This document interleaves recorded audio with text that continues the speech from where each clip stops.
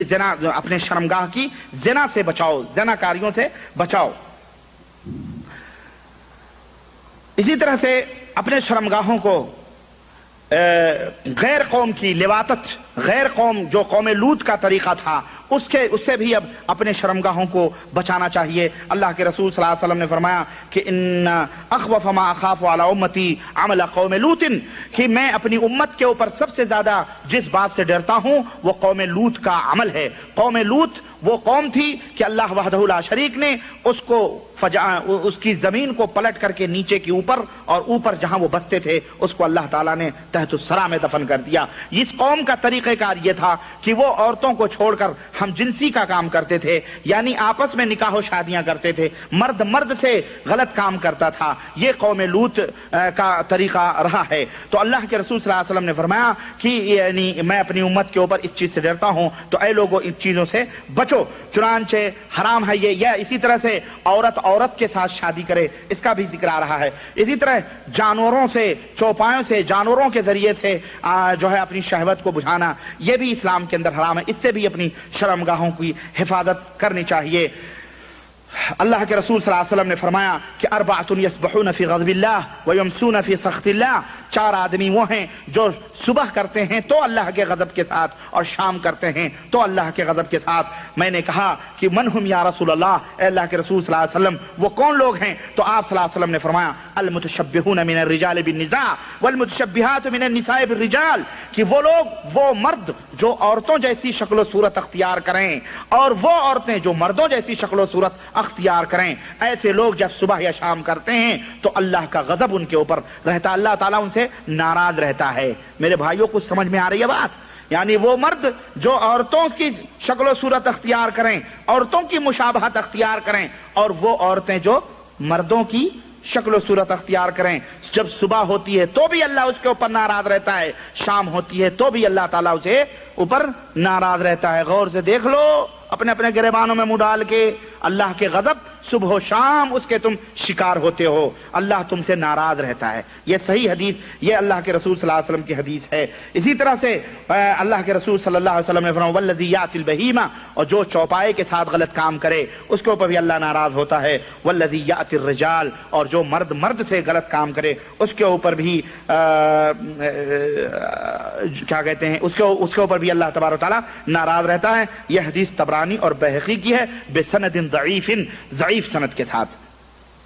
اسی طرح مرفوع حدیث حضرت ابو ہریرہ رضی اللہ تعالیٰ عنہ سے ہے، کہتے ہیں کہ جو اللہ کے رسول صلی اللہ علیہ وسلم نے فرمایا کہ جو شخص قوم لوط کا عمل کرتا ہے وہ ملعون ہے، میری امت کا ملعون آدمی ہے۔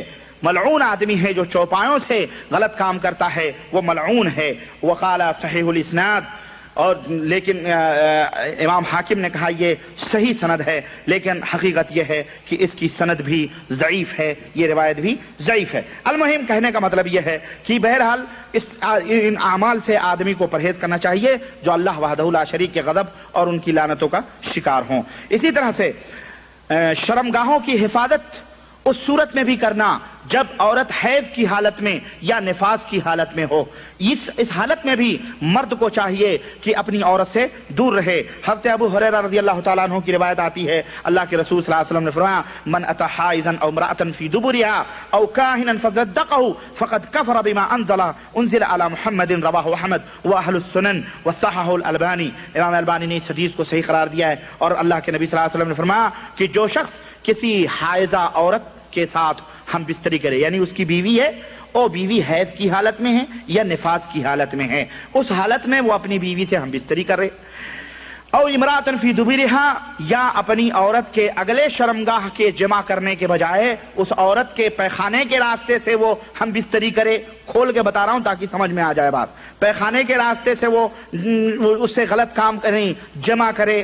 او کاہنن، یا ایسے کاہن سمجھتے ہیں نا، کاہن دعا تعویذ پلیتے گنجے بھنگے جو کرتے ہیں، یہ سب کاہن، ان کاہنوں کے پاس یہ جو آئے اور جو وہ کہیں ان کے بات کی تصدیق کرے۔ یہ تین قسم کے آدمی، حیض اور پچھلی راہ سے پچھلی شرمگاہ سے حیضہ عورت سے جمع کرنا، عورت کے پچھلی شرمگاہ سے جمع کرنا، اسی طرح سے کسی کاہن کے پاس آ کر کے اس کے بات کی تصدیق کرنا، ایسے 3 آدمی فقد کفر بما انزل علی محمد صلی اللہ علیہ وسلم، تو اللہ کے نبی فرماتے ہیں جو شخص ایسا عمل کرے گا اس نے اس شریعت کا انکار کیا جو محمد صلی اللہ علیہ وسلم لے کر کے اس دنیا میں آئے، تو یہ بہت بڑا گناہ ہے۔ تو اس سے بھی اپنی شرمگاہوں کی حفاظت کرنا کہ اس حالت میں یا ان ایسی چیزوں سے آدمی کو پرہیز کرنا چاہیے۔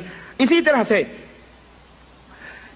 سے شرمگاہوں کی حفاظت، عورت سے نکاح کرے، اس سے بھی پرہیز کرنا چاہیے، اس سے بھی بچنا ہے، اس سے بھی اپنے شرمگاہ کی حفاظت کرے۔ اور وہ یہ ہوتا تھا کہ عورت کے ساتھ غلط کام کرے، سمجھ رہے ہیں؟ یعنی اب آپ سمجھ رہے ہیں یہ بھی حرام ہے۔ اللہ تبارک تعالیٰ نے فرمایا والذین ہم لفروجہم حافظون، کہ وہ مومن بندے وہ لوگ ہیں جو اپنے شرمگاہوں کی حفاظت کرتے ہیں۔ اس کے اندر مومن مرد مومن عورتیں دونوں کے دونوں شامل ہیں۔ خلاصے کلام یہ ہے کہ مسلمان کے اوپر یہ واجب اور فرض ہے کہ وہ ہر ان تمام حرام کاموں سے اپنے، چاہے وہ مرد ہو یا عورت ہو، اپنے شرمگاہوں کی حفاظت کریں جو کہ حرام ہے شریعت اسلامیہ کے اندر، اس لیے کہ شاید جب کثرت گناہ آدمی کے اوپر ہوں گے، یعنی گناہ جب زیادہ ہوں گے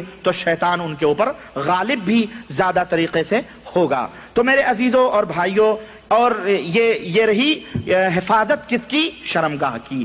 20ویں حفاظت کی حفاظتی تدبیر اپنے ہاتھوں کی حفاظت کرنا ہے۔ ہاتھوں کی حفاظت کیا ہے؟ کسی مسلمان بھائی کو قتل کرنے سے رک جانا، اسی طرح سے ہاتھ کو کسی بھی بے گناہ، چاہے وہ کافر ہو چاہے وہ غیر مسلم ہو یا مسلم ہو، اس کو بے گناہ ہے اس کو قتل کرنے سے اپنے ہاتھوں کو روکنا۔ اسی طرح سے اجنبی یا غیر محرم عورت سے مصافحہ کرنے سے اپنے ہاتھوں کو روکنا۔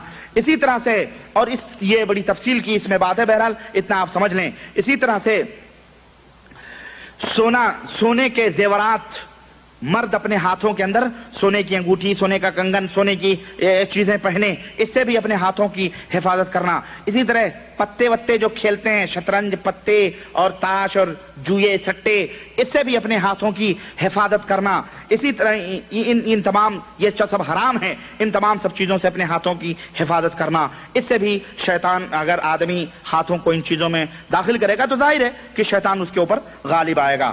اسی طرح سے گھر کی حفاظت کرنا، اور گھر کی حفاظت کس طرح سے؟ کہ جب گھر کے اندر جائے تو داخل ہونے کی دعا پڑھنا۔ اللہ کے رسول صلی اللہ علیہ وسلم نے فرمایا کہ جب آدمی اپنے گھر کے اندر داخل ہو اور کہے اللہم انی اسألک خیر المولج و خیر المخرج، بسم اللہ ولجنا و بسم اللہ خرجنا وعلی ربنا توکلنا ثم یسلم علی اہلہ، کہ جب آدمی یہ دعا پڑھے تو اپنے اہل و عیال کے اوپر پھر سلام کرے، تو اللہ کے رسول صلی اللہ علیہ وسلم فرماتے ہیں کہ یعنی یہ حکم ہے اللہ کے نبی صلی اللہ علیہ وسلم کا کہ جب آدمی گھر میں جائے تو اس طرح سے کرے۔ تو یہ دعا گھر کے اندر داخل ہونے کی دعا پڑھے۔ اسی طرح سے کھانا کھانے اور پانی پینے کے وقت اللہ کی یاد کرے۔ اللہ کے رسول صلی اللہ علیہ وسلم نے فرمایا کہ اے لوگو، جب تمہیں کا کوئی گھر میں داخل ہو تو اللہ کو داخل ہونے کے وقت یاد کرے، یعنی بسم اللہ کہہ کر کے داخل ہو، کھانا کھائے تو بسم اللہ کر کے۔ شیطان کہتا ہے جب کوئی آدمی گھر میں بسم اللہ کر کے داخل ہوتا ہے اور کھانا بسم اللہ کر کے کھاتا ہے تو شیطان کہتا ہے نہ ہی آج اس گھر میں سونے کی جگہ ہے نہ کھانے کی جگہ ہے۔ اور جب آدمی بسم اللہ کر کے نہیں داخل ہوتا، بسم اللہ کر کے کھانا نہیں کھاتا، تو شیطان کہتا ہے چلو آج تو اس گھر میں کھانے کو بھی مل گیا، سونے کے لیے بھی مل گیا، تو شیطان وہ رات گھر میں گزارتا ہے۔ تو اس سے بھی آدمی کو یعنی اللہ کی یاد سے کھانا کھانے کے وقت، پانی پینے کے وقت، اسی طرح گھر میں کثرت تلاوت کرے وہ، اس سے بھی گھر محفوظ ہوتے ہیں۔ اسی طرح سے ابلیسانہ آوازوں سے گھر کو پاک و صاف رکھے، شیطانی آوازوں سے گھر کو پاک و صاف رکھے، اس سے بھی شیطان گھر کے اندر نہیں حاضر ہوتا ہے۔ اسی طرح سے کیا کہتے ہیں، گھر کے اندر فوٹو، اسٹیچو، جاندار چیزوں کی تصویریں، جو مثلاً اسٹیچو بناتے ہیں فلانے کی، یہ مورتیاں جو بناتے ہیں، ان سے بھی گھروں کو دور رکھے، گھروں کو ان سے دور رکھے۔ اسی طرح سلیب، کراس وغیرہ جو خوبصورتی، ان تمام سب چیزوں سے گھروں کو پاک و صاف رکھے۔ اسی طرح کتا پالنے سے، گھروں کے اندر کتا پالنے سے، اس سے بھی گھر کو پاک و صاف رکھے، ورنہ اللہ کے رسول صلی اللہ علیہ وسلم فرماتے ہیں جس گھر میں کتے ہوتے ہیں اس اس گھر میں اللہ کے فرشتے نہیں آتے، اور جہاں اللہ کے فرشتے نہ آئیں تو ظاہر ہے کہ اللہ وہاں تو شیطان ہی آئے گا۔ اسی طرح سے گھر کے اندر کثرت کے ساتھ نفلی نمازیں پڑھے، اس سے گھر محفوظ ہوتے ہیں۔ اسی طرح سے گھر کے اندر اچھی بات کہے، مسکرائے، یہ نہیں کہ گھر کے اندر منحوس ہو جیسے داخل ہو اور جناب علی غصہ توڑ پھوڑ یہ وہ، گھر کے اندر اس کنڈیشن میں رہے اور باہر رہے تو جناب ہنستا کھیلتا رہے۔ نہیں، گھر کے اندر جو ہے آدمی ہنستا مسکراتا بولتا چالتا اور چہل کرتے ہوئے آپس میں کھیل کود بھی کرتا رہے، گھر میں بیوی بچے ماں باپ جو ہیں سب کے ساتھ ہنسی کے ساتھ رہے، ورنہ اس سے جو ہے شیطان راہ پاتا ہے اور پوری سوسائٹی کو، پورے سماج کو، پورے گھروں کو تہس و نہس کر دیتا ہے۔ اسی طرح سے اور بھی اس تعلق سے بہت ساری چیزیں ہیں، میں انشاءاللہ تبارک تعالیٰ بتاؤں گا پھر کبھی، بہرحال ٹائم وقت ہو رہا ہے۔ کچھ تدابیر اور ہیں جو مختصر ہیں، انشاءاللہ یہ کچھ تدبیریں، اور باذن اللہ اگلی مجلس جیسا کہ میں نے آپ کو بتلایا کہ رمضان المبارک کے بعد اب ہماری آپ کی اس ہال کے اندر ملاقات ہوگی، عید کے 10 دن یعنی 10 دن کے بعد 10ویں دن ہماری آفس کھلے گی، اور اس کے بعد جو جمعرات آئے گی پہلی انشاءاللہ تبارک تعالیٰ، اس میں ہم جناتوں کے علاج و معالجے یا علاج کرنے والے کے کیا خوبیاں، پھر جو مریض کیسے ہوتا ہے کیا ہوتا ہے، یہ تمام سب چیزیں لے کے حاضر ہوں گا انشاءاللہ تبارک تعالیٰ۔ بقیہ آپ لوگوں کو اللہ کے حوالے اس کلمات کے ساتھ کرتے ہیں کہ رمضان المبارک آپ کے سروں پہ ہے، جو نہایت ہی خیر و برکت کا مہینہ اپنے دامنوں میں لے کے بہت ہی خیر و برکت لے کے آ رہا ہے۔ آپ اس کا خوشی و مسرت کے ساتھ استقبال کریں، اس مہمان کو ویلکم کہیں اور اس کے روزے رکھیں، اس میں اللہ تبارک تعالیٰ کی کثرت کے ساتھ عبادت کریں۔ اور یہ مہینہ قرآن کا مہینہ ہے، اس مہینے میں ہمارے اسلاف صحابہ کرام درس دروس محاضرات لیکچر سب کچھ ترک کر کے صرف قرآن کریم پڑھتے تھے اور اس کے پڑھاتے تھے۔ تو قرآن پڑھنا اور پڑھانا یہ قرآن کا مہینہ ہے، اس لیے آپ لوگ بھی اس کو لازم پکڑیں، قرآن کو ختم کریں، کم از کم اس مہینے میں قرآن کو پڑھیں، قرآن کو ختم کریں، قرآن کو پڑھائیں۔ اللہ تعالی ہم سب کو نیک اعمال کی توفیق عطا فرمائے اور ہم سب کو صراط مستقیم پہ چلنے کی توفیق عطا فرمائے اور ہم سب کو اس مہینے کے تمام روزوں کو رکھنے کی توفیق عطا فرمائے اور ہم سب کو اللہ وحدہ لا شریک صحیح راستے پہ چلائے، آمین یا رب العالمین۔ جی کوئی بات نہیں، میں مختصر طور پہ سوالات زیادہ ہیں، میں مختصر طور پہ انشاءاللہ تعالی آپ کے جوابات دینے کی کوشش کروں گا۔ گزشتہ جمعرات کے بقیہ سوال کا جواب چاہتے ہیں، آپ کے وعدے کے مطابق ہم آپ کے منتظر ہیں۔ یہ وعدہ باذن اللہ جیسا وعدہ رہا، باذن اللہ ہم اس وعدے کو پورا کریں گے اگلے درس میں، اگلے لیکچر میں۔ ہر مہینے میں ایک جمعرات صرف سوال و جواب کی نشست رکھی جائے تو بہتر رہے گا۔ یہ آپ لوگوں کی رائے کے اوپر ہے، اگر ہر مہینے کی ایک جمعرات کو صرف سوال و جواب رکھے جائیں تو اچھی بات ہے، میں سمجھتا ہوں کوئی بری بات نہیں ہے۔ آپ لوگوں کی کیا رائے ہے؟ ٹھیک یہ تجویز ہے؟ چلو کوئی بات نہیں، باذن اللہ انشاءاللہ یہ جب پروگرام ختم ہو جائے گا ہمارا، اس کے بعد جو جمعرات آئے گی انشاءاللہ تعالی ہم اعلان کر دیں گے کہ یہ جمعرات اگلی سوال و جواب کے نشست کی رہے گی۔ آپ لوگ سوال و جواب تیار کر کے اللہ آئیے گا اور باذن اللہ جواب جیسا بھی ہمیں آئے گا دینے کی کوشش کریں گے۔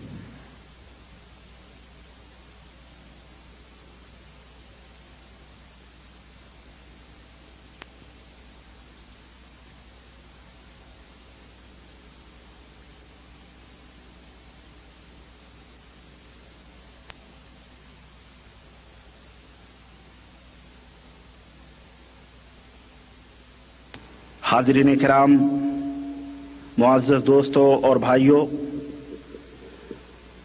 وقت چونکہ زیادہ گزر چکا ہے، اس لیے میں بلا کسی تمہید کے میں اپنے اسی پرانے موضوع کو ایک طویل وقفے کے بعد اس کی شروعات کرنا چاہتا ہوں۔